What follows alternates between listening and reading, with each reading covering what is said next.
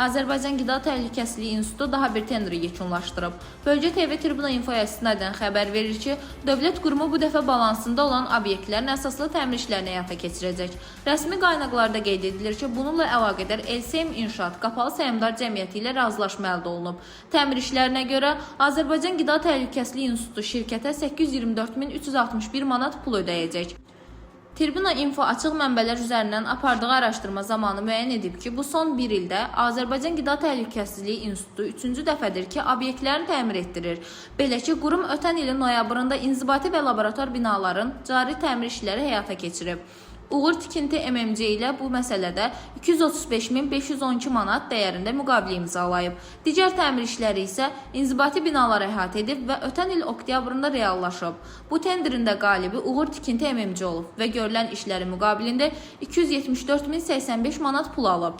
Görünən odur ki, Azərbaycan Qida Təhlükəsizliyi İnstitutu bir ildə obyektlərin və inzibati binasını təmir etdirmək üçün 1.133.000 manat sərf edib. Araşdırma zamanı o da bəlli olub ki, Azərbaycan Qida Təhlükəsizliyi İnstitutu ilə LSM İnşaat Qapalı Səhmdar Cəmiyyəti heç də bir-birinə yad deyil. Hələ bir neçə il əvvəl tərəflər Qazax rayonu Qırmızı Körpü Qida Təhlükəsizliyinin nəzarət keçid məntəqəsinin tikinti işlərinin satın alınmasını razılaşıblar. 4.2 milyon manatlıq layihənin icrası necə başa çatıb hələ də bəlli deyil. Lakin maraqlı məqam odur ki, sözü gedən şirkətin adı qalmaqalda qarışıb. Daha doğrusu tender oyunlarında iştirakçı olduğu elə məhkəmə zamanı üzə çıxıb. Belə ki, Azərxalça Açıq Səhmdar Cəmiyyəti üçün rayonlarda xalçaçılıq mərkəzlərini tikən LSM İnşaatın rəhbəri Yaşar Ələkbərov Vidadi Muradovun məhkəməsində etiraf edib ki, onlar 4.2 milyonluq tender udub. Həmin pulun bir qismini isə Azərxalçanın mərhum rəhbərinə verib. O həmçinin bildirib ki, Vidadi Muradovun Həsən Əliyev küçəsində yerləşən evini təmir işlərinə aparıblar və buna görə də 800.000 manatdan artıq vəsait xərcləyiblər. Maraqlıdır ki, belə bir qalmaqala qarışmış şirkətə Qarabağda hazırda 5 böyük tender verilib. Həmin tenderlərin toplam dəyəri isə 60 milyon manata yaxındır. Üstəlik məhkəmədə OTKAT həyata keçirdiklərini etiraf edən şirkətin tenderlərə buraxılması nə dərəcədə etibarlıdır? Həmçinin Azərbaycan Qida Təhlükəsizliyi İnstitutunun hansı maraq bu şirkətlə anlaşmaya sövq edib? Adətən ciddi dövlət qurumları adı qalmaqala qarışmış, üstəlik məhkəmədə belə təsdiqlənmiş, xoşagəlməz işlərlə məşğul olan şirkətlərlə əməkdaşlıq etmirlər.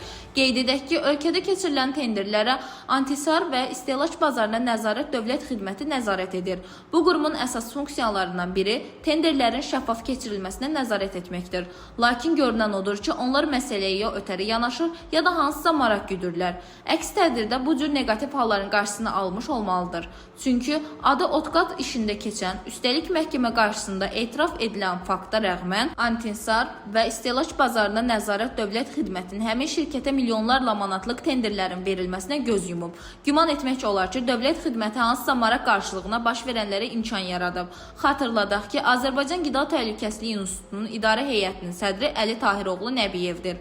Apardığımız araşdırma və yaranmış suallarla bağlı Azərbaycan Qida Təhlükəsizliyi Agentliyi və Azərbaycan Qida Təhlükəsizliyi İnstitutuna rəsmi sorğu ünvanladıq. Lakin yolladığımız sorğulara heç bir cavab verilməyib.